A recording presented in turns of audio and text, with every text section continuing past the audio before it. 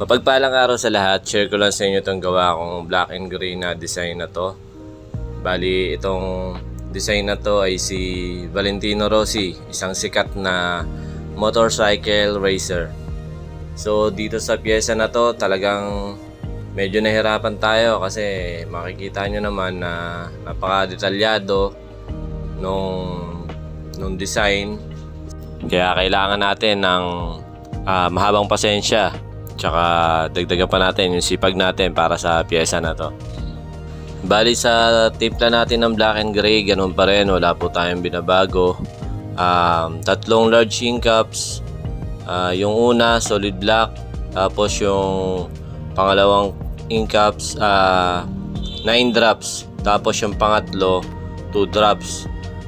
Tapos yan, pupunuin ko lang ng solution yung 9 drops at saka yung 2 drops. Kung wala po kayong solution o kaya with hazel, pwede po kayong gumamit ng distilled water. Tapos yung pang-apat na cup ko po, small lang yan, para po yan sa white. Bali, yung timpla ko na yan, nilalaro-laro ko pa po yan sa hugasan para mas mapalabo ko. Minsan naman yung timpla ko na yon, minimix-mix ko rin yon para mag-dark naman o para mas tumapang yung mga wash na ginawa ko. Dito sa pyesa na to, ang gamit ko rito 3RL, 11RS, 15M1, tsaka 23M1. So kinukuha ko muna yung mga detail nung design. Gamit ko 3RL, yung iba binladline ko lang, yung iba nilinyahan ko na talaga yung mga pwedeng linyahan. Tapos ito sa may gulong naman niya, gamit ko dyan 11RS, diretso shade na po kasi parang tamang tama lang yung size nung 11RS para dun sa mga spike ng gulong, yung mga cut niya. So dito gamit ko dito 15RM. Meron pa pala tayong 15RM na kasama sa mga needle na ginamit natin dito. So ang gamit ko rin naman ditong kulay, medium wash, tapos minix ko siya sa solid black natin. Parang sausaw ko muna sa medium wash, tapos sasawsaw mo ng bahagya dun sa solid black para medyo tumapang. Yun po yung pinamblending ko sa gulong. Bali ang kulay ng gulong, dark muna sa ilalim, tapos palight siya. So yan, kinukuha na natin yung ibang highlights dito sa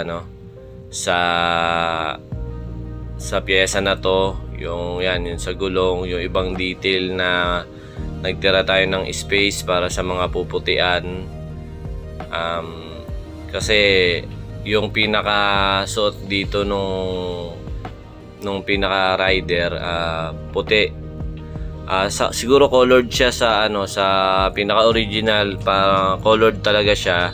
Ngayon black and gray kasi yung lahat ng tattoo ni client, so kailangan isabay natin yung kulay ng mga tattoo niya. Kung black and gray na nasimulan noon, tapos puro black and gray din ang gusto niya, ginawa natin black and gray yung pyesa na to. Kasi may nakikita akong mga colored na design talaga na ito pero syempre tinugma lang natin dun sa sleeve niya kasi puro black and gray na. So ito na po yung kabuuan nung motorcycle rider. So yung additional na speedometer sa taas naman yung gagawin natin. So ganun pa rin yung set nung tinta, yung wash natin, hindi naman tayo nagbabago ng timpla nun. Kahit sa ibang pyesa na ginagawa natin, ganun lang po yung timpla natin. So dito medium wash yung gamit ko, itong hinahagod ko. Tapos yung pinaka ibabaw na part niyan, solid black na po yung ginamit ko. Tapos biniblend ko lang hanggang sa palabo siya ng palabo. Ginamitan natin ng solid black, tapos medium wash, blend ng medium wash, tapos magbe-blending din tayo ng light wash hanggang sa yung light wash natin na tinimpla, isasawsaw pa natin sa hugasan para mas lumabo pa siya. Yun po yung parang makikita nyo dyan na parang mga pula-pula lang yung itsura. Yun yung pinakamalabong wash na nagagawa natin doon sa mix natin.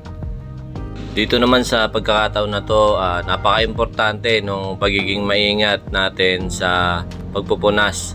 Kasi doon sa motorcycle rider, kung makikita nyo, natapos na natin yung kabuuan ng pyesa na yan. Makikita nyo na meron tayong kinulay na puti. Kaya kung di tayo mag-iingat magpunas, malaki yung posibilidad na madumihan yung unang ikinulay natin, lalong-lalo na dun sa mga may puti o mga hinighlights natin.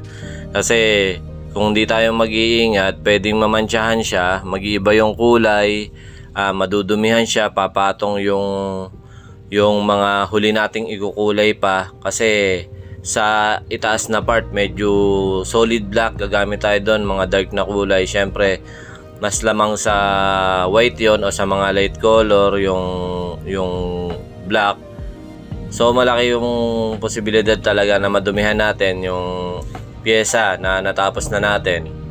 So yung sa gulong naman, yung parang may tumalsik na tubig o may putik, nilagyan na lang po natin yan. Hindi po kasama talaga sa design yan. Bali parang nakukulangan kasi ako dun sa part ng gulong kasi walang nakalagay dun sa pinaka-design. So nilagyan na lang natin ng ganyan, parang tubig o putik na tumalsik. Tapos sa may pinaka-background niya, parang ginawa ko na lang na parang may konting ulap o parang sky yung dating. Tapos papunta dun sa pinaka-speedometer na design na nasa ibabaw. Payo ko lang din para maiwasan natin yung mahawaan, yung mga light color o mga puti na una nating naikulay. Subukan natin gumamit ng glide o kaya mga emollient. Ipahid natin siya sa ibabaw ng light color para kung sakaling mapunasan man natin ng mga dark na kulay na susunod pa nating igukulay, sa glide muna siya papatong at may iwasan natin mamantsahan yung mga light color na una nating hinagod. So yun lang, maraming salamat sa panonood. Sana may naibahagi ako sa inyong mixing kaalaman. Pasubscribe ng ating YouTube channel, Lance Galarpe Tattoo, ang name ng ating channel. Hanggang sa mga susunod na video tutorial, maraming salamat po.